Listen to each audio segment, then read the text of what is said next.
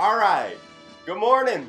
Welcome, everyone, to our latest and next edition of Fono Stage. This is our last episode of the year. My name is the Brown Bandit or Bandit, and this is my partner. I'm Mischevious One, or you can call me Mischief. Welcome, everybody, to the end of the year. This episode is called our focused episode. Basically, when we started off the show and over the time of doing the show, we've come up with a long list of themes that we're inevitably going to bring to you guys in time. It's really hard because there's like a lot of really good themes that we've come across. Or come up with, rather. And this one is basically our, get out of jail free card for each other, so to speak. Individually, we get to talk about whatever it is we want to talk about without getting the other one involved. Whether it be a totally different genre, a totally different artist, where, we could just talk about whatever we want to talk about individually. My focus today is Chaos, specifically his Exit album and 3 songs off of that album. It gives you a very good image of Chaos's diversity as an artist. And your focus for today is? My focus today is on possibly the greatest hip-hop group of all time. A Tribe Called Quest is what I will be focusing on this side. I would have to agree. That's all I wanted to say. I would definitely have to agree. There's some other groups, man. We could, But this is definitely a very Tribe Called Quest has a very big place in my heart and in my music listening. As well as hip-hop references and life references because of the time period that I was listening to them at. Influential to me as a teenager and then as a young adult. So I'm going to jump in, Mischief. Again, my focus is on A Tribe Called Quest, and so they were an American hip-hop group out of New York, Queens, New York. Started in 1985 and, originally had 4 members, Q-Tip, Phife Dawg, their DJ Ali Shaheed Muhammad, and rapper Jarobi White.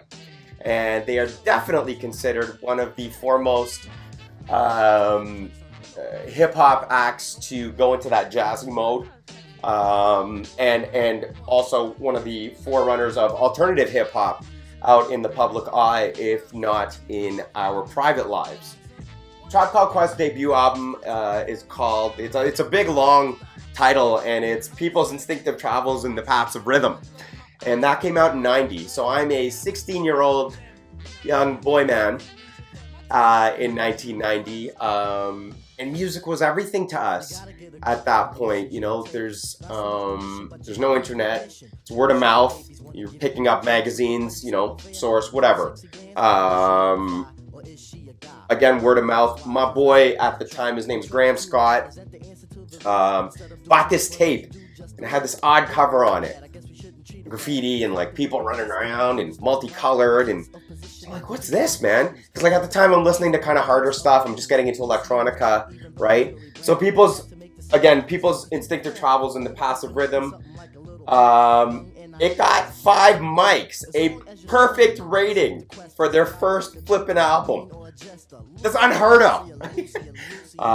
And that was a telling point to where this group was going, where it was going to go, how much they were going to influence us musically, culturally. That was the hip-hop community's rating system for artists and albums, right? If the Source magazine gave this thing a 2 out of 5, it probably sucked. So getting a 5 out of 5 was a big deal. So from 85 to 90, a group was formed with a couple of other groups, and we'll get into that some other time, but they were called Native Tongues.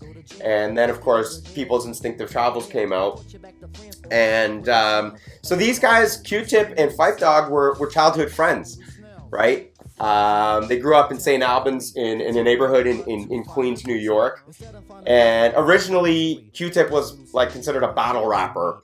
His battle rap name was MC Lovechild. So that was kind of telling. It wasn't like a hard kind of sounding name kind of thing, right?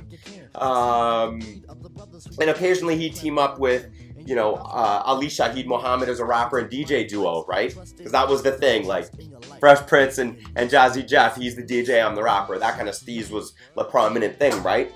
Fife joined later, and he didn't become a full-time neighbor until neighborhood friend Jerobi White joined, and then it kind of gelled and clicked, right?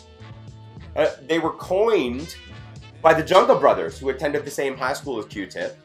And Muhammad, and that year Q-Tip made his first recorded appearance on the Brothers' Jungle album, Black is Black, which was 1988. So 2 years later, their first album dropped, right?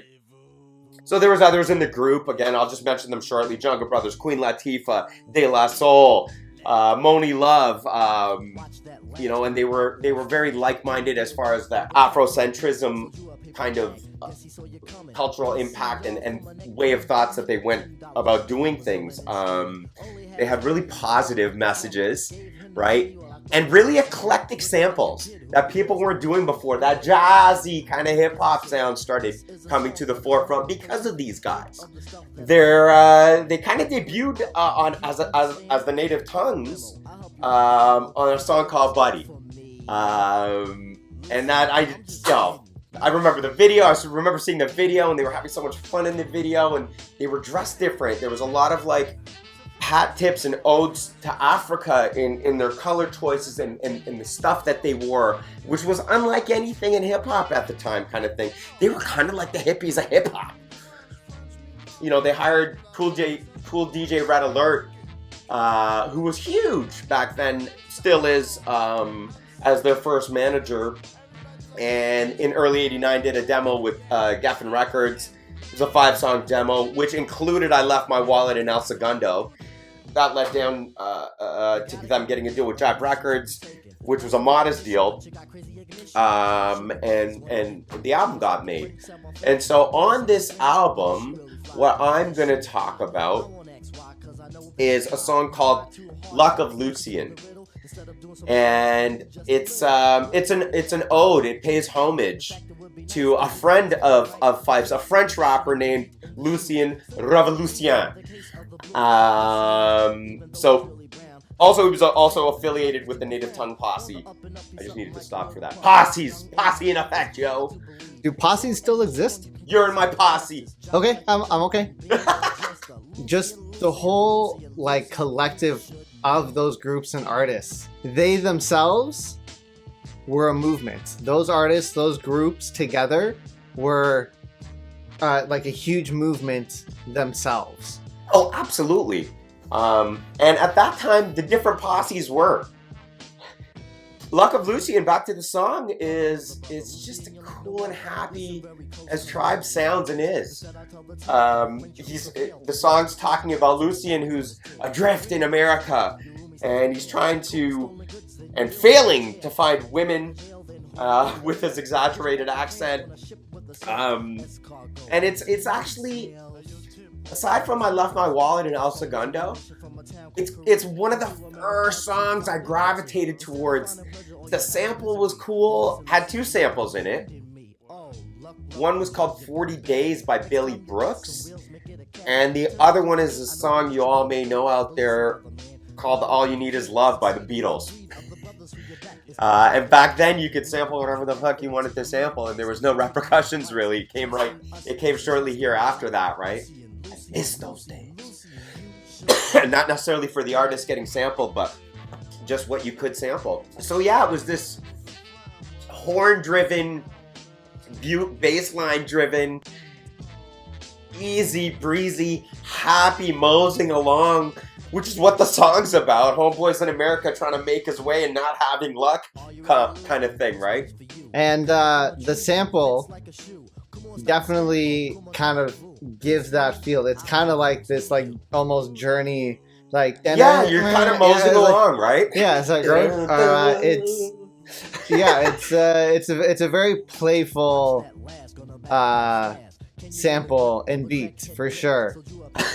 Even the way the song starts, it just sounds like I might be talking. And what that is because they've influenced me, right?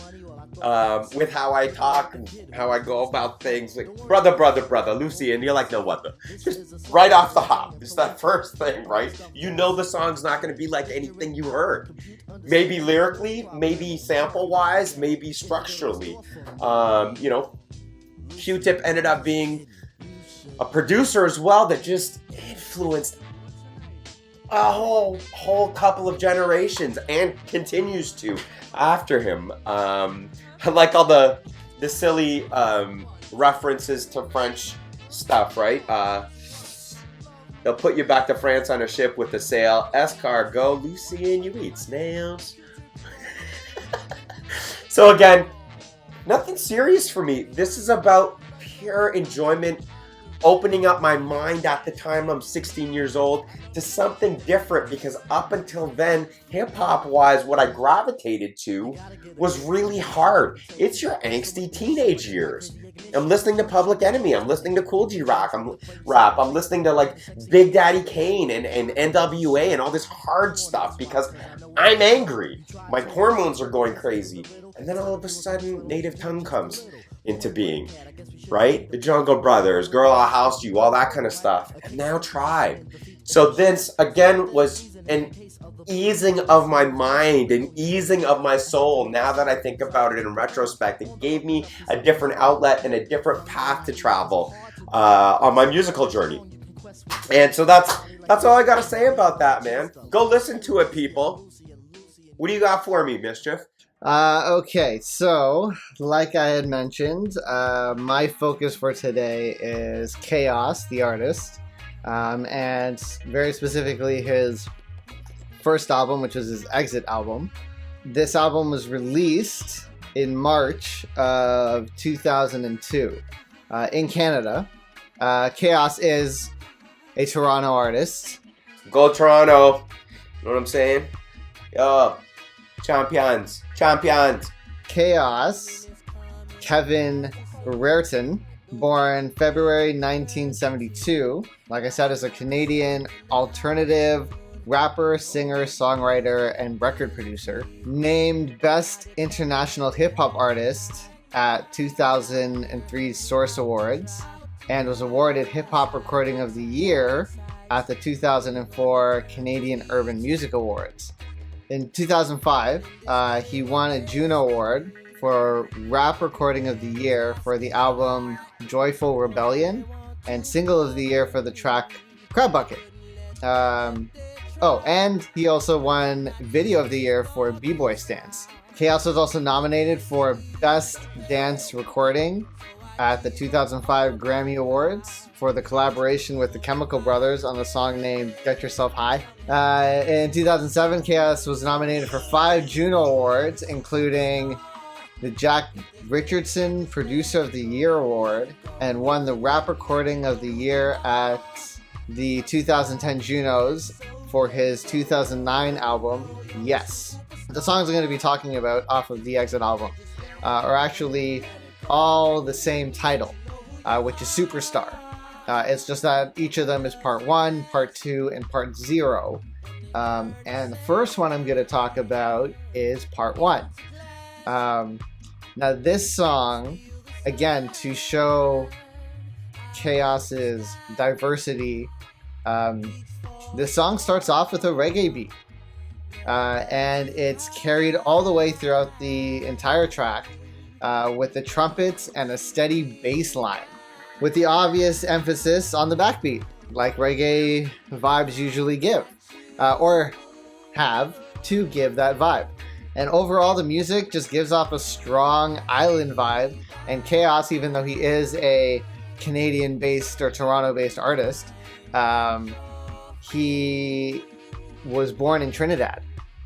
So a lot of that flavor, a lot of that Caribbean flavor shows in this song. And it's a very rootsy kind of just feel-good song.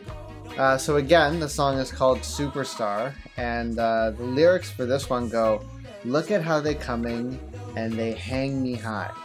Leave me here, hang me out to dry. Standing on the side like some parasites waiting on their turn to eat. Basically, for this one, the lyrics are about a superstar's struggle against the people who have no faith in them, or are trying everything they can to bring the superstar down. And for the superstar to use that struggle and pain to push themselves forward, just leaving all that bullshit behind them. In this song, he does have his very clean singing vocals, which are very melodic, and you find that he does a very good job with his harmonizing as well. And this song, like I said, is just a very, very cool, laid-back vibe, and this is part 1 out of 3 different parts. Yeah, it's kind of setting you up, right? Yeah, of the exact same theme, right? Because all 3 songs are called Superstar, and part 1 is just the reggae version of Superstar. And yeah, it's just a lovely song, man. That's it for my first song off of this album from By Chaos. What is your next one from Tribe? Our next choice, rather my next choice from Tribe, I'm moving on to their second album, which is The Low End Theory, which is also my wife's favorite Tribe album. For us, this album starts us dating back then, and so that's 91-ish. That's when 91, September 24th 91 is when Low End Theory is released, and Check the Rhyme was the lead single on that. Hypey song. Anyway, it continued it continued with that jazzy sound that was at the forefront of that time period, and the stuff that I was more gravitating towards. That's just Tribe, man. Like, that's just Tribe. Their whole... That 808 inflected, jazzy, Yeah, even as, like, solo artists, that shit just... That continued. But even if the members did indulge in other styles, they would always come back to it. Because that's just their... Yeah, it points to them. Yeah, you'd always hear that influence, right? Yeah, exactly. Well, they were the influencers. That's just it. They didn't know it yet, kind of thing. They were working their way into that kind of thing. On this album, it really you started hearing more of that lyrical interplay between Fife and Q-Tip, right? The back and forth, kind of the easiness of it. Up until then, mainly it was Q-Tip, right? So again, it's fusing hip hop and jazz. It's got that laid back feeling, and it really, if you look at the production on it, it's very minimalistic. It's stripped down, straight to the point, beautifully sampled and produced. Not only in the production of it, but even down to the vocals, very stripped down, straightforward kind of thing, right? I think one of the things that's kind of cool is, and I guess I never paid attention to it until these later years, but in their samples, they leave in snaps and crackles and pops. You can hear it. It's almost like you have a record on. And I like that. A little bit more indie sounding, not overly produced sounding, which I really enjoy. They focused on this album on a lot of different issues socially. There's date rape that was going on, consumerism, also criticizing the hip hop industry as a whole on several songs. There was a lot of guest stars on this album, right? So Brand Nubian, Leaders of the New School, Vina Mojica rather, Ron Carter, who plays double bass on Verses from the Abstract. Ron Carter's on one of my all-time favorite, like, My Desert Island discs. He's a great double bassist and a legendary double bassist. There was other singles that were huge off of this album, Jazz, We've Got, and Scenario. Ooh, ooh, whoopie-doo, right? Like, Busta's on Scenario. That led to, like, I don't know, like, obviously you might be a little bit young for this, but Arsenio Hall was big at the time. And that led to an appearance with Scenario and Tribe on the show, and that was huge for the hip hop community kind of thing. And Arsenio was known for doing that kind of stuff. So it spread, it received widespread acclaim from critics. And back to the source, they got their second in a row, 5 out of 5 mics for this album. Back to that again, right? Peaked at number 45 on the Billboard 200 and was certified gold on February 19th, 92. Reached platinum status in 95. And what I'm going to talk about further on this album is a song called Rap Promoter, which again touches on... This is straightforward, like, fuck you rap promoters that are fucking fronting and stealing and treating your artists bad. They're the ones that are making you the money. And these guys are still on the come up over here, right? So, I love it. The song starts off, first line, it's a fly love song, right? Because they love hip-hop and Q-Tip loves hip-hop. So how dare you rap promoters be fucking assholes about it and wreck it, kind of thing, amongst all the other issues in hip-hop at the time. Right away, to the effect of nothing, effective frontin'. Stop the frontin'. And he's saying, I'm not going to allow this. I'm fucking bona fide. I'm not modest. I got a lot of pride in myself, in hip-hop, in what I do. He is defending, they are defending hip-hop. He is defending hip-hop, in my opinion, looking at this song. Yes, he's talking about rap promoters and the bad stuff that goes on in the industry as a whole. And what he's saying to these guys is he will not put up with this. They will not put up with this. They want, what does he say here? I want chicken and orange juice. What's that on my rider? Blah, blah, blah. He wants all this stuff in the back room. He wants to be taken care of because they're the ones that are putting on the performance and sweating that night out for the fans, which is why everybody's making money, kind of thing. They're the reasons those promoters are making money, kind of thing. So treat your artists good, kind of thing. Simple and straightforward. And I love that about this. He touches on it is criminal what these rap promoters are doing as far as dipping into the funds that should be going, and managers were doing that at the time too, and this continues to happen to this day, kind of thing. I think much less so, and I love the fact that he's threatening them. He's like, yo, I got crew too, I'll call the Brooklyn Zoo on you, kind of thing, He's not going to put up with this, they're not going to put up with this. And that's it. That's what it's a powerful song laid down in an easy way. It's one of those oxymorons that we love talking about, Mischief. It's this easy back, funky, awesome, grooving track, but what he's talking about, what he's rapping about is going on, and he's not going to put up with it. I know I keep on saying that, and that's the point of this song again, and I love that. It empowered me, kind of thing. I'm not a performer, I'm not a rap artist, but hearing it empowers you, kind of thing. It's just one of those songs. What do you got for your next pick, man? Okay, so jumping back into Chaos, his exit album. So first of all, Chaos spelt K/OS was originally stood for Kevin's Original Sound, but then later turned into Knowledge of Self. A lot of his music incorporates a wide variety, like I'm going to be talking about with the songs, of a wide variety of genres, including like rap, funk, rock, the last one, part one, reggae.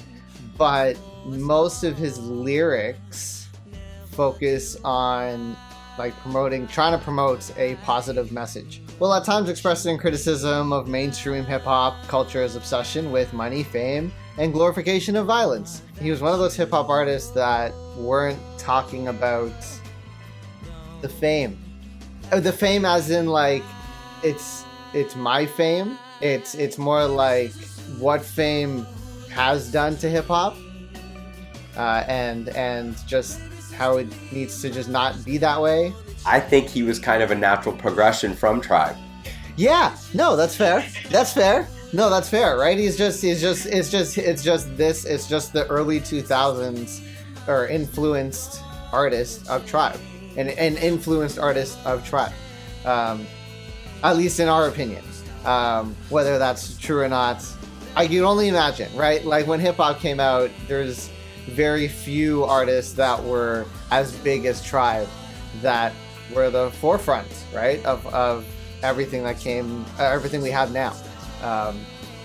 So of course, any hip hop artist at this point was influenced by Tribe for sure. Talk about the album again, the Exit album. It was among one of the top 45 best-selling rap albums in Canada when it came out in 2002, and the 5th best-selling rap album of the year in Canada by a Canadian rap artist. The album could have easily fall under a lot of different categories in the musical genre because of the musical genres in it. Yeah, because there's a major fusion of musical styles. Not only from song to song, but even just incorporated with every song, just as artists do now. It's just like take elements of different genres and throw it into just one song, right? The next song I'm going to be talking about off of the Exit album is Superstar Part 2. Now this version to its Part 1 counterpart is totally different because of the fact that when stripped down, it's just an entirely sung acoustic song. It's musically and obviously very musically and lyrically just different. So for this version of Superstar, the lyrics are actually about a woman who has big dreams to become a superstar and possibly the talent to be just that. So the lyrics actually go, baby, she's a superstar who likes to dream. Baby says her mind is never gonna change. Really just a straight up determination to accomplish one's dreams. In my opinion, it's his best performance vocally on the entire album. It shows his best performance. Part 2. And because his voice is in an entirety of the song very beautifully done. The recording, his performance, like I said, what he could do with his voice as an artist, as a performer. The whole song is just more or less an acoustic guitar with some electric guitar moments, with very light, easy drums. Right? It's very, very, very. It's almost like a slow jam. That was, like I said, that was Chaos's Superstar Part 2. What do you got? What's the last one for us from Tribe? If I had to pick one song that would be my theme song to my wife, this is the song. It's called Electric Relaxation. It's off of Tribe's Midnight Marauder album, which now is my favorite Tribe album. And a lot of people's. There's camps, whatever. Low end and this are very evenly matched for me. They could have came out as a double, maybe. This has been said about this album, and I'm gonna have to agree. And it's funny that we mentioned Ron Carter earlier. He's on Kind of Blue by Miles Davis, which is an all-time reference, great, loved, beloved album. It's been said that this is hip hop's answer to Kind of Blue. That's a huge statement. It's the #1 jazz album of all time. So that's a very huge statement. And I will tend to agree with that statement, my friends.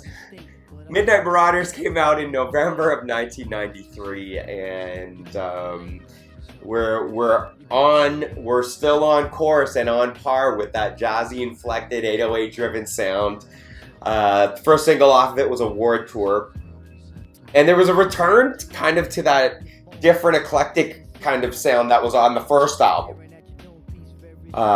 Which was really great. It had more of a prominent funk influence. It was a little bit grittier and dirtier sounding.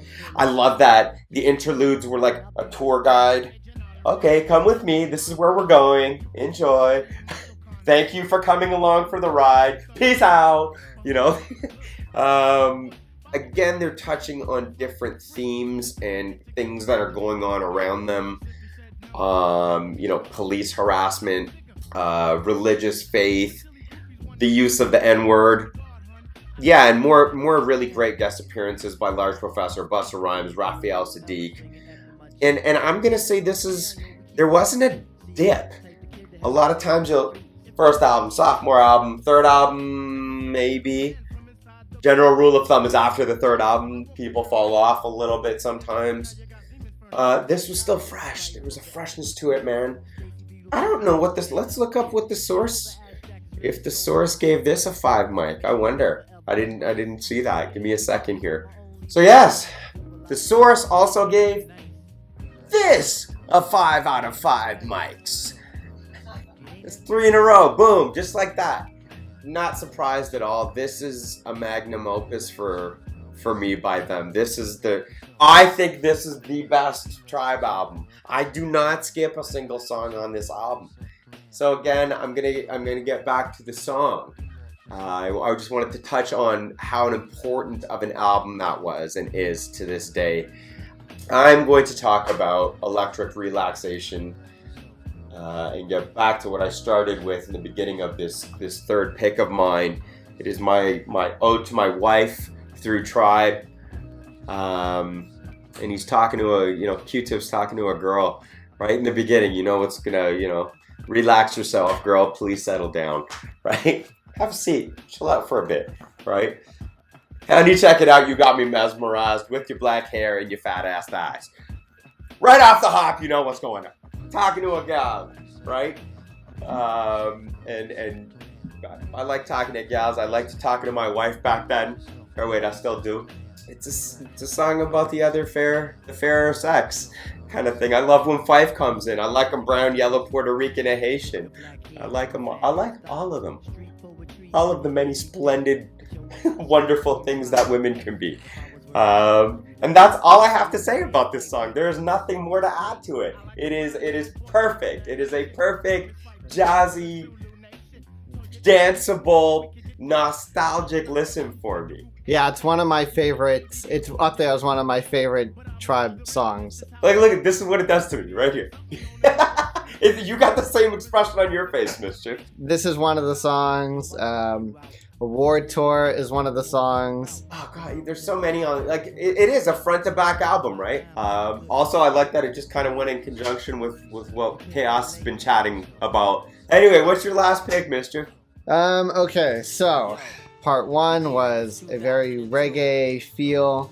Part 2 was a very lyrically and musically diverse, just beautiful performance, acoustic performance from Chaos, which really, as a musician and as well as a producer, he's actually written and produced nearly everything on this album himself.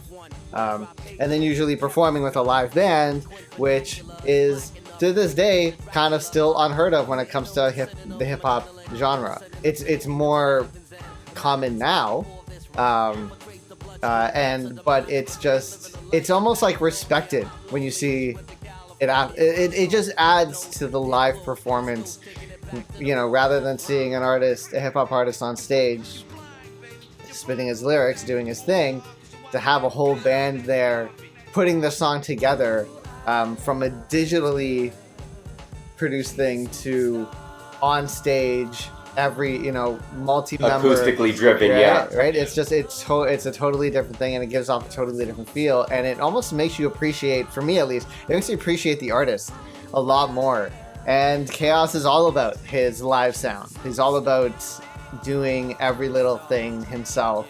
And like I said, he's a Toronto-based artist, and he's built himself from our streets and gained success with a lot of different hits like Sunday Morning, like I mentioned earlier, Crab Bucket, B-Boy Stance, another vocally driven song, Man I Used to Be. This album, the Exit album, is a very heavy dose of spirituality. And a healthy dose of positivity. Like I mentioned earlier, instead of making an album about bucks and booty, it's an album about self-discovery, and it kicks off with what Chaos is more known for, which is his hip-hop tracks. The track Fantastique, which has a thumping beat with some scratching in it. Chaos tears up the mic on that song. After Fantastique turns into a more R&B soul track, which is the song Call Me. That vibe kind of keeps going with Patience, with Masquerade. Heaven Only Knows has actually earned Chaos an award for Hip Hop Recording of the Year and Songwriter of the Year in 2002. The last song, the last superstar part that I'm going to be talking about is, in my opinion, what shows Chaos's real genre style. In my opinion, Chaos is a hip-hop artist who makes b-boy music. Is this your dancer coming through as well? This is probably the dancer coming through as well. Not that I'm a b-boy dancer at all. I know you love to dance, Mischief, and your crew does too.